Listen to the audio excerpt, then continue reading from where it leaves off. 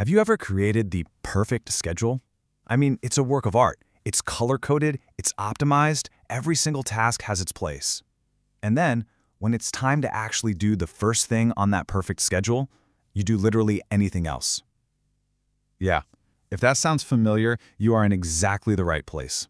We're about to do a deep dive into why this happens and, way more importantly, what we can actually do about it.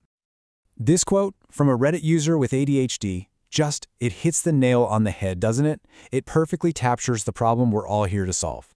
See, it's not a planning problem. It's not about knowing what's important.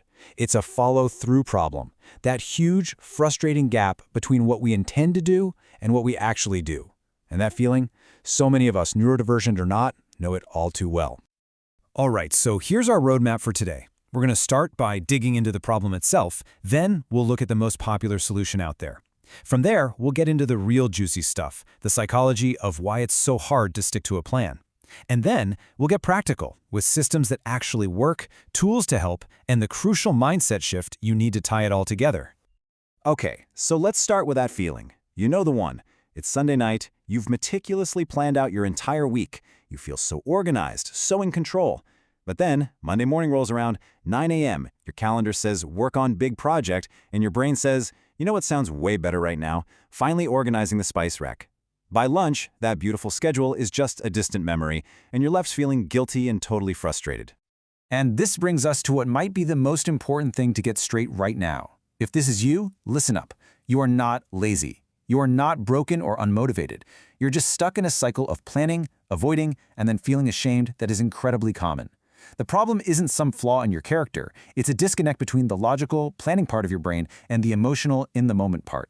So let's just agree to drop the self-blame and start trying to understand what's really going on. So when you go looking for a solution to this whole mess, one method pops up again and again: time blocking. It's what all the productivity gurus talk about. It seems like the ultimate way to finally get a grip on your schedule and get things done. So let's take a closer look at what it really is. At its core, time blocking is actually pretty simple. Instead of having a floating to-do list where you kind of hope you'll get to everything, you give every single task a specific home on your calendar. You're not just saying what you need to do, you're deciding exactly when you're going to do it and for how long. It's all about moving from a vague intention to a super concrete plan. And you can really see the difference here. On the left, that's a standard calendar. A couple of meetings, sure, but mostly just white space. And all that white space represents dozens of tiny decisions you have to make all day about what to work on next. It's exhausting. But on the right, you see a time-blocked calendar. The difference is huge, right? Every single minute has a job. The decisions have already been made for you, which in theory frees up all that mental energy so you can just do the work. And the promise of doing this is massive. Cal Newport, who literally wrote the book on deep work, makes this really powerful claim. He argues that by giving your full, undivided attention to one thing at a time, you get a level of focus that's just so much more productive than the scattered, multitasking way most of us usually work. It's really all about working smarter, not just longer.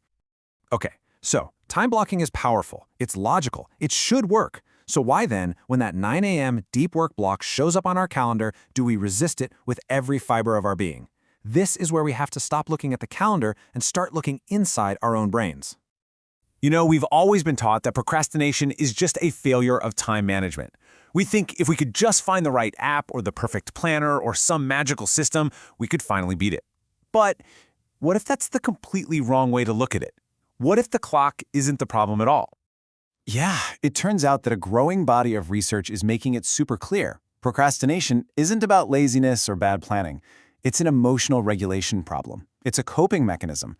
It's what our brain does to avoid the difficult, uncomfortable feelings that are tied to a certain task. I mean, think about that big project you're avoiding. It's not just a list of steps, is it? It comes with a whole bundle of feelings. Maybe you're anxious about whether you can even do it well, or maybe you're afraid of being judged, or maybe it's just so massive that you feel completely overwhelmed just thinking about it. Well, your amygdala, that's the threat detection center in your brain, it sees those negative emotions and registers that task as a genuine threat. I'm talking like a saber-toothed tiger level threat. And what's its immediate response? Get away from the threat.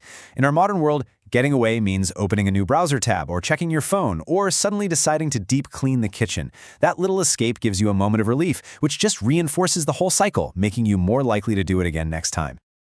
And for anyone with ADHD, this whole internal battle often gets turned up to 11. As one Reddit user put it, it's a real double whammy. You've got the executive dysfunction, the challenges with planning, organizing, and just starting tasks.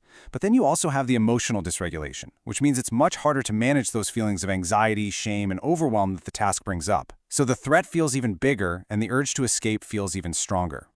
So, if the problem is emotional, our solutions have to be emotional too. We need systems that don't just organize our time, but actually soothe our anxious brains, build some momentum, and, this is the big one, repair the trust we have in ourselves. Let's get into some systems that actually work with our brains instead of against them. Now, before we dive into the really creative stuff, it's worth mentioning a couple of popular twists on time blocking. Task batching is all about grouping similar little tasks, like all your emails or admin work, into one block so you're not constantly switching gears. And day theming takes that idea even further by dedicating whole days to one type of work. Both are great for cutting down on mental friction. But what if you need something more foundational? Okay, now this is a brilliant system, shared by a Reddit user, and it's designed specifically for brains that get overwhelmed easily. Instead of a calendar, you imagine 3 buckets for your day: work, passion, and play. Then you break your tasks down into small, concrete marbles. This is the key part.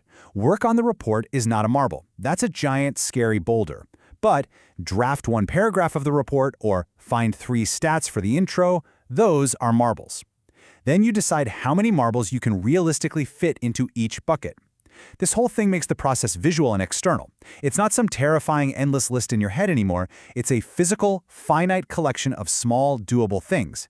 It totally bypasses that task paralysis because you can literally see that the work is manageable and that you've also made space for things you enjoy. This second system gets at the problem from a different and maybe even more fundamental angle: self-trust. Think of it like you have an integrity bank account. After years and years of saying, "I'll do this at 9 a.m.," and then not doing it, our account is basically overdrawn. Our own word to ourselves doesn't mean anything anymore. So we have to rebuild that trust from the ground up, with promises that are so small they're literally impossible to break. You start by saying out loud, "I will lift this pen now," and then you just do it. Boom, you've just made a deposit. You've connected your word to your action.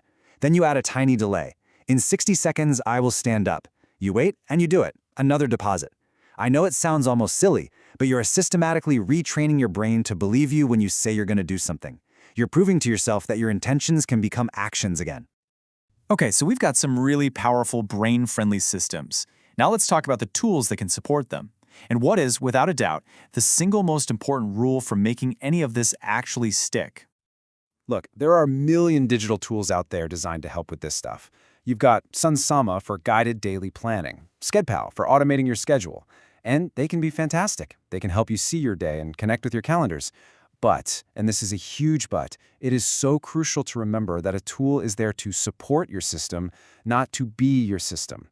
No app in the world can fix an emotional regulation problem. It can only help you implement the system you've chosen to manage it. This quote from another Reddit user just nails it. We get all excited about a new system, and we try to implement a perfect, color-coded, week-long time-blocked schedule from day one. That is just setting yourself up for failure. It's way too much, way too soon. Your brain, which is used to resisting schedules and protecting you from those threats, is going to totally rebel against this huge, rigid new structure. So the real key is to start ridiculously small. Don't time block your week, don't even time block your whole day. Just time block the next 5 minutes.